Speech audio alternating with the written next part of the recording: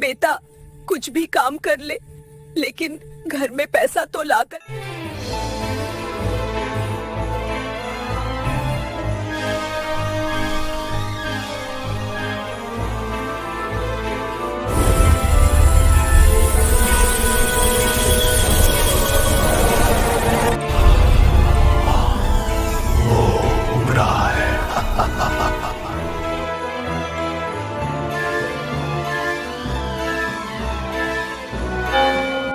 छत्तीसगढ़ के एक छोटे से गांव में राजू नाम का लड़का रहता था। शहर जाकर इंजीनियरिंग तक की पढ़ाई की थी उसने। सपना था एक बड़ी कंपनी में नौकरी करेगा, माँ बाप का नाम रोशन करेगा। पर वक्त ने जैसे उससे मजाक कर दिया। डिग्री थी, हुनर था, पर नौकरी नहीं। एक एक फॉर्म भरा, इंटरव्यू दिए, पर हर जगह से सिर्फ हम आपको बताएंगे सुनने को मिला। धीरे धीरे उसका जोश ठंडा पड़ गया। गांव लौट आया और तब से रोज वही लोग, वही ताने। अरे राजू इंजीनियर साहब, अब खेती करोगे का? इतनी पढ़ाई का फायदा भाई, आखिर में गांव में ही बैठा है। ये बातें तीर की तरह चुभती थी। घर की हालत भी खराब, बापू की तबीयत ठीक नहीं रहती, माँ दूसरों के घर झाड़ू पोछा करती थी। घर में दिन में एक वक्त का खाना मुश्किल से बन पाता। राजू की आंखों में अब वो पुराना चमक नहीं रही।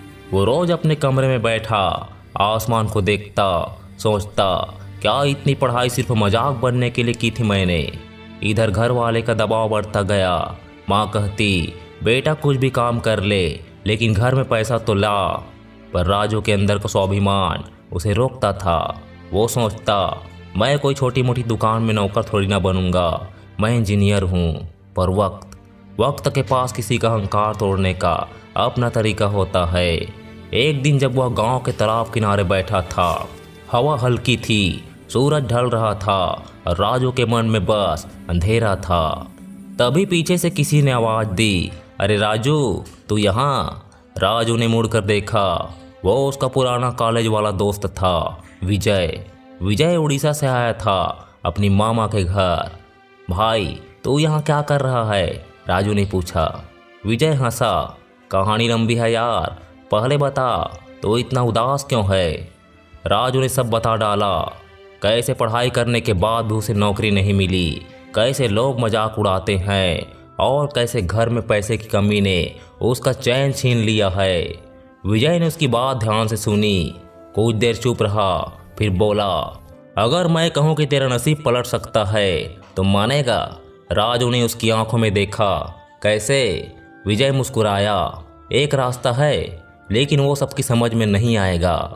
राजू की सांसें थम गई। कौन सा रास्ता? विजय थोड़ा झुका, फिर धीरे धीरे बोला, पैसे का रास्ता, जादू का रास्ता। राजू ने सोचा ये पागल हो गया है, लेकिन अगले कुछ मिनट में जो विजय ने कहा वो राजू की जिंदगी को हमेशा के लिए बदलने वाला था। राजू ने विजय की बात सुनी पर समझ नहीं पाया। जादू का रास्ता मतलब? विजय ने धीरे से मुस्कुराया और बोला, देख राजू, मैं जानता हूँ तो क्या झेल रहा है। हम दोनों ने साथ पढ़ाई की थी, सपने भी बड़े थे, पर जब किस्मत साथ न दे तो इंसान को किस्मत को झुकाना पड़ता है। राजू की आंखें उलझन में थी। सीधे सीधे बोलना यार, क्या करना है? विजय थोड़ा पास आकर फुसफुसाया, हमारे उड़ीसा में एक बाबा है, उसे लोग धन बरसा बाबा कहते हैं। लोग कहते हैं अगर कोई 20 नाखून वाला कछुआ लाकर उसकी पूजा करे तो वो उस कछुए से पैसों की बारिश करवा सकता है, असली नोटों की। राजू के कानों में बात ऐसी लगी जैसे किसी ने जंजीरें तोड़ दी हो। क्या सच में? उसने कहा। विजय बोला, भाई मैंने अपनी आंखों से नहीं देखा, पर उड़ीसा में बहुत लोग कसम खाते हैं कि बाबा ने कई लोगों को अमीर बना दिया। राजू ने थोड़ी देर सोचा, फिर बोला, पर 20 नाखून वाला कछुआ कहाँ मिलेगा? विजय ने कहा, यही तो मुश्किल है, वो बहुत गहरे जंगलों में मिलता है, वो भी रात के वक्त जब आसमान बिल्कुल शांत हो। कई लोग खोजते हैं पर मिलना बहुत दुर्लभ है। राजू ने एक लंबी सांस ली। उसे लगा यह सब पागलपन है, पर फिर उसे अपनी माँ की याद आई, जो रातों में अंधेरे में तेल के दिए के सामने बैठकर भगवान से दुआ करती थी, बस मेरे बेटे को कोई काम मिल जाए। राजू ने खुद से कहा, अगर नौकरी नहीं दे रही दुनिया तो मैं अपना रास्ता खुद बनाऊंगा। अगली सुबह राजू और विजय ने प्लान बना लिया। विजय अपनी पुरानी बाइक लेकर आया, एक नीले रंग की हीरो होंडा स्प्लेंडर, जिसके पीछे एक रस्सी और 2 टिफिन लटके थे। राजू ने बैग में एक टॉर्च, बिस्किट और अपनी माँ की तस्वीर रखी। दोनों निकल पड़े, गांव की पगडंडी से खेतों के रास्ते, फिर पहाड़ी इलाकों की ओर। राजू पहली बार इतना अंदर जा रहा था जहाँ मोबाइल का सिग्नल भी नहीं आता। रास्ते में रात हो गई, चारों तरफ घना अंधेरा, पेड़ों से झिंगोरों की आवाज़ें और हवा में सीलापन। विजय बोला, यहीं कहीं मिलेगा, मैंने सुना है, एक तालाब के किनारे देखा गया था। राजू डर गया, लेकिन उसने कुछ नहीं कहा। वो अपनी माँ का चेहरा याद कर हिम्मत जुटा रहा था। कुछ देर खोजने के बाद दोनों को कीचड़ भरी जगह मिली। विजय ने टॉर्च जलाकर इधर उधर रोशनी डाली। अचानक राजू ने देखा, पानी में कुछ चमका। अरे ओ देख, वो भाग कर गया और कीचड़ के बीच हाथ डाला। धीरे धीरे उसने उसे उठाया। वो एक कछुआ था, पर साधारण नहीं। उसके पैर के नाखून गिने, 1 2 3। राजू के हाथ कांप गए। 20 नाखून। विजय खुशी से चिल्लाया, भाई तूने कर दिखाया। राजू की आंखें फटी रह गई। कछुआ अजीब था, उसकी आंखें लाल थी और शरीर पर हल्की सुनहरी लकीरें थी। राजू बोला, अब क्या करेंगे? विजय बोला, अब उड़ीसा चलेंगे, बाबा के पास, वहीं से शुरू होगा खेल, करोड़ों का खेल। दोनों ने उस कछुए को बैग के अंदर डाल दिया। हवा में अजीब सन्नाटा था, जैसे जंगल खुद उन्हें देख रहा हो। पेड़ों की डालियां हिल रही थी और हवा नहीं थी। कहीं दूर उल्लू की आवाज आई और राजू के दिल में अजीब डर बैठ गया। पर अब पीछे मुड़ना नामुमकिन था, क्योंकि जिसके सामने भूख और गरीबी खड़ी हो, वो डर से नहीं भागता, वो भाग्य से लड़ता है। दोस्तों, सुबह के 5 बजे का वक्त था। सड़क पर धुंध तैर रही थी, हवा ठंडी और रहस्यमयी थी। राजू और विजय उस 20 नाखून वाले कछुए को एक बैग में डालकर उड़ीसा की तरफ निकल चुके थे। बाइक की हेडलाइट धुंध चीरती जा रही थी। राजू के मन में डर और उम्मीद का अजीब मिश्रण था। कभी सोचता, अगर ये सब झूठ निकला तो? फिर खुद को समझाता, अगर सच हुआ तो मेरी जिंदगी बदल जाएगी। कई घंटे चलने के बाद दोनों एक जंगल के किनारे पहुंचे। विजय बोला, यहीं से अंदर जाना है, बाबा का आश्रम यही जंगल के भीतर है। राजू ने चारों तरफ देखा, पेड़ों के बीच अंधेरा, ऊपर चांद, जैसे किसी रहस्य का पहरेदार हो। दोनों धीरे धीरे पगडंडी पर चलते हुए आगे बढ़े। करीब 1 किलोमीटर अंदर जाने पर उन्हें आग की हल्की रोशनी दिखाई दी। वहाँ कुछ लोग बैठे थे, सफ़ेद कपड़ों में, सिर पर राख लगी हुई और आंखें बंद। बीच में एक ऊंचा मंच था, जिस पर बैठा था धन बरसा बाबा। लंबी दाढ़ी, माथे पर लाल सिंदूर, गले में नींबू मिर्च की माला और सामने जलती हुई धूनी, जिससे अजीब सी गंध उठ रही थी। राजू ने धीरे से बैग आगे किया। बाबा ने आंखें खोली, उसकी नजरें जैसे आर पार देख रही हो। उसने गहरी आवाज में कहा, लाया है तू वो जिसे कोई भी नहीं ला पाया। राजू की सांसें रुक गई। विजय बोला, हाँ बाबा, ये वही है 20 नाखून वाला कछुआ। बाबा ने कछुए को बैग से निकाला, उसके पंजों को देखा, फिर हंसने लगा। उसकी हंसी सुनकर जैसे पूरा जंगल कांप गया। शाबाश बेटा, आज तेरी किस्मत खुलने वाली है। राजू ने पूछा, अब क्या करना होगा बाबा? बाबा ने कहा, आज की रात अमावस्या है और आज ही धन का द्वार खुलेगा। तुम दोनों को हवन कुंड के चारों ओर बैठना होगा और मैं इस कछुए पर धन वरुण मंत्र पढ़ूंगा। राजू और विजय ने सिर हिलाया। धीरे धीरे रात उतर आई। चारों तरफ घना अंधेरा, सिर्फ हवन की आग की लाल रोशनी झिलमिला रही थी। बाबा ने मंत्र शुरू किया, ओम होम नमः धन बरसा कूर्म देवता सर्व सिद्धि देहि देहि। हवा अचानक भारी हो गई। कछुआ जमीन पर हल्का हल्का हिलने लगा। राजू की आंखें फटी की फटी रह गई। बाबा ने कछुए के ऊपर चांदी का चूर्ण और कुछ लाल रंग का पाउडर डाला और कछुए की पीठ पर वो छिड़कने लगा। जैसे उसने तीसरी बार मंत्र बोला, कछुए के शरीर से हल्की नीली रोशनी निकलने लगी। राजू और विजय पीछे हटे। बाबा गरजते हुए बोला, डरो मत, ये वरुण देव का आशीर्वाद है। रोशनी बढ़ती गई, हवा तेज चलने लगी, पेड़ों की डालियां हिलने लगी, राख उड़ने लगी। फिर अचानक कछुआ धीरे धीरे हवा में ऊपर उठने लगा। राजू ने विस्मय में कहा, वो उड़ रहा है। बाबा मंत्रों की आवाज और ऊंची करता गया, धन बरसा, धन बरसा, धन बरसा। और फिर आसमान से कुछ गिरने लगा। पहले कुछ नोट, फिर चारों तरफ पैसों की बारिश। 500-500 के नोट हवा में उड़ रहे थे। राजू के चेहरे पर नोट चिपक गए, जमीन पर ढेर लग गया। विजय खुशी से पागल हो गया। राजू देख, हमारा सपना सच हो गया। बाबा हंसते हुए बोला, ये तो बस शुरुआत है बेटा, अभी तो धन का दरवाजा खुला है। राजू रोने लगा, खुशी, डर और यकीन सब एक साथ। वो सोच भी नहीं पा रहा था कि जो देख रहा है वो सपना है या हकीकत। चारों तरफ उड़ते नोट, हवा में तैरता कछुआ और बाबा की गूंजती आवाजें। दोस्तों, उस रात जो हुआ वो किसी फिल्म जैसा था। आसमान से नोट बरस रहे थे। राजू और विजय दोनों के चेहरे पर पागलपन की खुशी थी और बाबा की आंखों में कुछ ऐसा चमक रहा था जो डर पैदा कर दे। लगभग आधे घंटे तक नोटों की बारिश होती रही। राजू के आसपास पैसे का ढेर लग गया था। वो हंस रहा था, रो रहा था, कुछ समझ नहीं पा रहा था। विजय ने कहा, भाई 40-50 करोड़ तो होंगे यहाँ, अब तो सबसे अमीर आदमी बन गया। राजू की आंखें गीली थी। माँ अब कभी भूखी नहीं सोएगी। पर तभी बाबा अचानक शांत हो गया।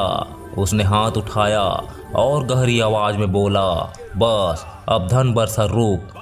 हवा रुक गई, आग बुझ गई और वो उड़ता हुआ कछुआ धीरे धीरे नीचे आकर जमीन पर बैठ गया। राजू ने राहत की सांस ली, पर बाबा की आंखें अब पहले जैसे नहीं रही थी। उसके चेहरे पर एक गहरी छाया थी, जैसे कोई अनकही बात उसके मन में हो। राजू ने पूछा, बाबा अब सब खत्म हो गया क्या? बाबा मुस्कुराया, लेकिन वो मुस्कान अजीब थी। वो बोला, नहीं बेटा, अब असली काम बाकी है। तूने धन तो पा लिया, लेकिन हर वरदान की एक कीमत होती है। राजू थोड़ा चौंका। मतलब? बाबा बोला, ये कछुआ जिसे धन कूर्म देवता कहा जाता है, हर बार पैसे बरसाने के बाद एक जीवात्मा की मांग करता है। राजू के होश उड़ गए। क्या जीवात्मा? बाबा ने कहा, हाँ, अगर अगले चंद्र ग्रहण से पहले उसे बलिदान नहीं दिया गया तो ये सारे पैसे आग बन जाएंगे और जो भी इनके पास में रहेगा वो जिंदा जल जाएगा। विजय डर गया। बाबा, ये तो पाप है। बाबा ने ठंडी हंसी हंसी। पाप और पुण्य का फैसला इंसान नहीं, समय करता है। अब फैसला तेरे हाथ में है राजू, या तो धन रख या प्राण बचा। राजू की सांसें तेज हो गई। उसने पैसों के ढेर को देखा। उसे अपनी माँ याद आई, उसका टूटा घर, पिता की दवाइयाँ, भूखा बचपन। फिर उसने खुद से कहा, अगर एक बलिदान से मेरी ज़िंदगी बदल सकती है तो क्या बुरा है। विजय ने डर कर कहा, राजू पागल मत बन, ये खेल खतरनाक है। पर राजू अब विजय की बात सुनने की हालत में नहीं था। उसकी आंखों में बस पैसों की चमक थी। बाबा ने कहा, मैं तेरी मदद करूंगा, लेकिन याद रख, ये फैसला तेरी आत्मा को सदा के लिए बदल देगा। राजू बोला, बाबा अगर यही कीमत है तो मैं चुकाने को तैयार हूँ। विजय ने उसे रोकने की कोशिश की, लेकिन वो नहीं रुका। पैसों को लेकर वो बाहर निकला। रात का अंधेरा और भी गहरा था। पेड़ों की परछाइयाँ मानो उसके पीछे चल रही थी। बाबा की आवाज़ अब भी उसके कानों में गूंज रही थी, जो धन देवता को धोखा देगा वो खुद अपने धन में जल जाएगा। राजू की आंखों में अब कोई डर नहीं था, सिर्फ लालच था। एक ऐसा लालच जो इंसान को इंसान से राक्षस बना देता है। दोस्तों, उस रात के बाद राजू की ज़िंदगी पूरी तरह बदल गई। वो पैसे लेकर अपने गांव लौट आया। एक संदूक में नोट भरे आंखों में चमक थी और होंठों पर पागलपन। घर में सब हैरान थे। माँ बोली, बेटा इतना पैसा कहाँ से आया? राजू ने मुस्कुराते हुए कहा, माँ भगवान ने सुनी है हमारी दुआ। अब वो पहले जैसा राजू नहीं रहा था। जिस लड़के को कभी गांव वाले बेकार इंजीनियर कहते थे, अब वही राजू गांव का सबसे अमीर आदमी बन गया था। घर पक्का बन गया, कपड़े नए, लोग खुशामद करने लग गए। पर एक चीज़ थी जो धीरे धीरे बदलने लगी, राजू का चेहरा। अब उसकी आंखों में वो सुकून नहीं था। कभी कभी वो रातों में चौंक कर उठ जाता, जैसे किसी ने उसका नाम पुकारा हो। एक रात जब सब सो चुके थे, राजू ने देखा कमरे के कोने में कुछ हिल रहा है। उसने टॉर्च जलाई। ओ वही कछुआ था, 20 नाखून वाला कछुआ। राजू डर गया। तू यहाँ कैसे आया? कछुए की आंखें लाल हो गई जैसे अंगारे जल रहे हो। और फिर कमरे में बाबा की आवाज़ गूंजी, राजू तूने वचन नहीं निभाया। राजू कांप उठा। नहीं बाबा, मैं करूँगा, बस थोड़ा वक्त दे दो। लेकिन अब देर हो चुकी थी। कछुआ धीरे धीरे हवा में उठने लगा। उसके चारों ओर नीली रोशनी फैलने लगी। कमरे की चीज़ें उड़ने लगी, कुर्सी, बिस्तर, बर्तन, सब। राजू चिल्लाया, नहीं रुक जा, पर आवाज़ किसी ने नहीं सुनी। बाहर हवा तेज हो गई, पेड़ों की डालियाँ टूटने लगी और आसमान में बिजली चमकने लगी और रोशनी जैसे आग बन गई। कछुए से धुएं का गोला उठा और सीधे राजू के ऊपर गिरा। राजू जमीन पर गिर पड़ा। उसकी आंखें चौड़ी, सांसें तेज। चारों तरफ नोट उड़ रहे थे, लेकिन अब वो नोट नहीं, राख बन चुके थे। माँ कमरे के दरवाजे के पास खड़े होकर चिल्ला रही थी, राजू दरवाज़ा खोल। पर अंदर से बस वही आवाज़ आई, माँ ये पैसा जल रहा है। अगले दिन सुबह लोग इकट्ठा हुए। कमरे में बस धुआं था और फर्श पर राख का ढेर। बीच में पड़ा था वही 20 नाखून वाला कछुआ। अब वो भी पत्थर बन चुका था। लोगों ने कहा, राजू के साथ कुछ अलौकिक हुआ है। कोई बोला, ये धन देवता का श्राप था। और धीरे धीरे गांव में वही सन्नाटा लौट आया। विजय जब उड़ीसा से लौटा और ये सुना, तो वो उस जंगल गया जहां बाबा था। लेकिन वहां सिर्फ जली हुई झोपड़ी थी और दीवार पर राख से लिखा था, लालच कभी वरदान नहीं, हमेशा श्राप बनता है।